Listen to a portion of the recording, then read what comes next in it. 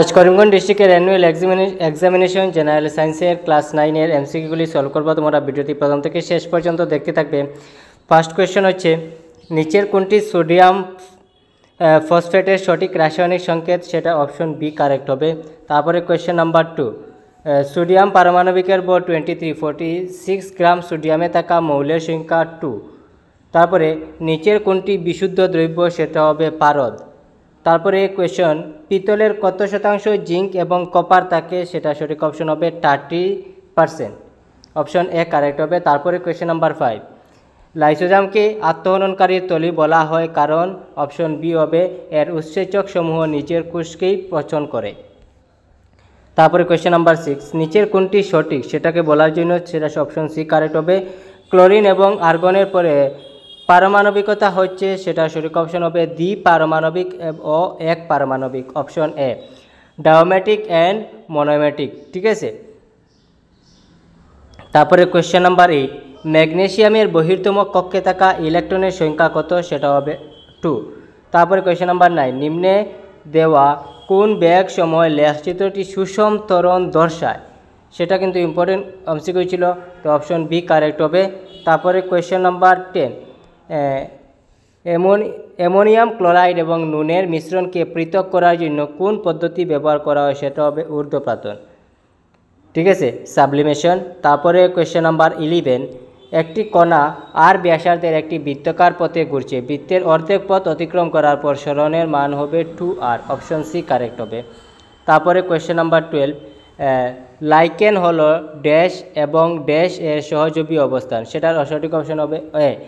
Lichen হলো নীল সবুজ শৈবাল এবং ছত্রাকের সহযোগী অবস্থান। ভুল উক্তিটি চিহ্নিত করো, সেখানে ভুল কোনটি বলার জন্য? তো সেটা সঠিক অপশন হবে এ। মাধ্যমের তাপমাত্রা বৃদ্ধি করলে শব্দের বেগ বৃদ্ধি পায়, সেটা কিন্তু রং, শব্দের বেগ বৃদ্ধি পায় না, এটা কিন্তু রাইট, ঠিক আছে। তার মানে এখানে ভুলটি হবে অপশন এ। তারপরে কোয়েশ্চেন নাম্বার 14, নিম্নের কোনটি গাছের কাণ্ডের প্রস্থ এবং পরিধির আয়তন বাড়াতে সহায়তা করে? সেটা হবে অপশন সি, ঠিক আছে, প্রাচুর্যবাচক কলা। তারপরে কোয়েশ্চেন নাম্বার 15, নিউটনের তৃতীয় গতিসূত্রের মধ্যে ক্রিয়া এবং প্রতিক্রিয়া কি? সেটা সঠিক অপশন হবে অপশন এ, সর্বদা দুটি ভিন্ন বস্তুর উপর বিপরীত দিকে ক্রিয়াশীল। তারপরে কোয়েশ্চেন নাম্বার 16, 1, সেটা সঠিক অপশন হবে অপশন সি, 3.6 × 10⁶ জুল। তারপরে স্পষ্ট প্রতিধ্বনি শোনার জন্য মূল শব্দ এবং প্রতিধ্বনিতে শব্দের মধ্যে সময়ের অন্তরাল হতে হবে 0.1 সেকেন্ড। কলাম দিয়ে রেখেছে, কলামের মধ্যে দিয়ে রেখেছে তোমার আর্থ্রোপোডা, তারপরে নিমাটোডা, অ্যানিলিডা, মলাস্কো, সেটা তোমরা মিলিয়ে দেখে নেবে সঠিক কোনটি, সেটার সঠিক অপশন সি ডি হবে। 1 এর সি হবে, 2 ডি হবে, 3 বি, 4 এ তোমরা মিলিয়ে দেখে নেবে। 19, রক্ত ও টেন্ডন হচ্ছে, সেটা সঠিক অপশন হবে অপশন এ, যুগ কলা। তারপরে কোয়েশ্চেন নাম্বার 20, মাধ্যাকর্ষণীয় ত্বরণ, সেটা সঠিক অপশন হবে অপশন এ, মেরুতে সর্বাধিক এবং বিষুবরেখাতে সর্বনিম্ন। তারপরে কোয়েশ্চেন নাম্বার 21 বলেছে একটি জলপূর্ণ বিকারে একটি পেরেক রাখলে সেটা ডুবে যায়, কারণ সেখানে মাধ্যাকর্ষণ বল জলের ঊর্ধ্বমুখী চাপের কারণে। তারপরে কোয়েশ্চেন নাম্বার 22, বি বেগে গতিশীল এম ভরের একটি বস্তুর ভরবেগ কত? সেটা হবে এম বি।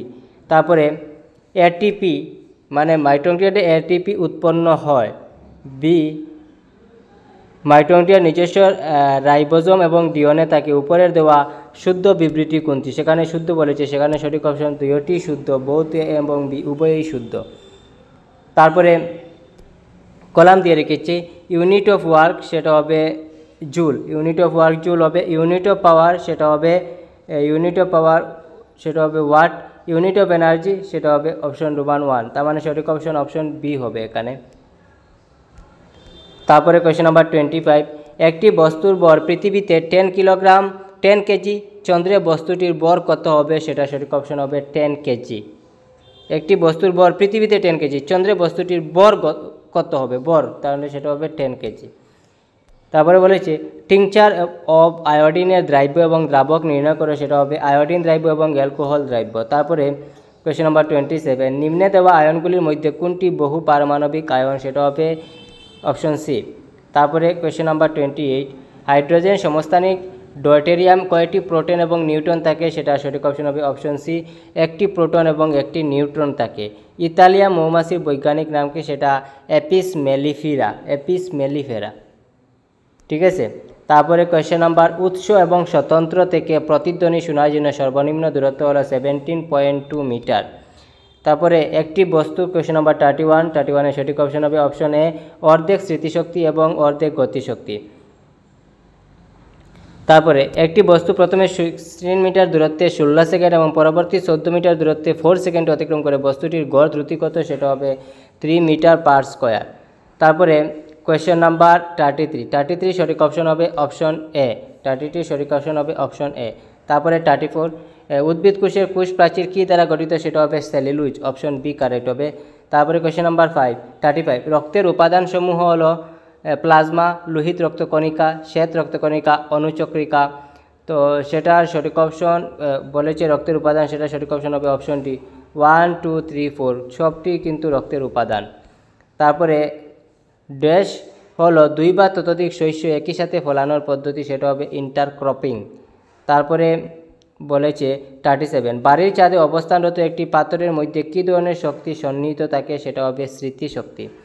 তারপরে 38, শব্দের বেগ, তরঙ্গ দৈর্ঘ্য এবং কম্পনাঙ্কের মধ্যে সম্পর্ক, সেটা হবে অপশন এ কারেক্ট। তারপরে কোয়েশ্চেন নাম্বার 39, জীবের শ্রেণীবিন্যাসের মৌলিক একক কী, সেটা হবে প্রজাতি।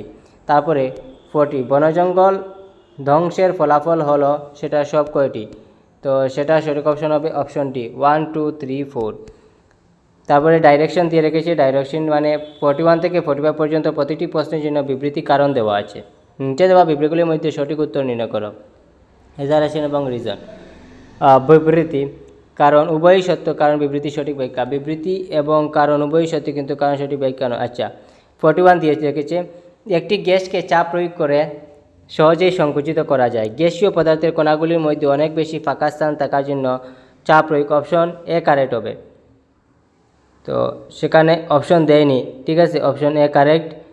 তারপরে 42 এ হবে, 43 সি হবে, মানে উপরেই দিয়ে রেখেছে, ঠিক আছে। 44 এ হবে অ্যান্ড 45 বলেছে 45 সি হবে, তার মানে আমরা এখানে দেখে নেই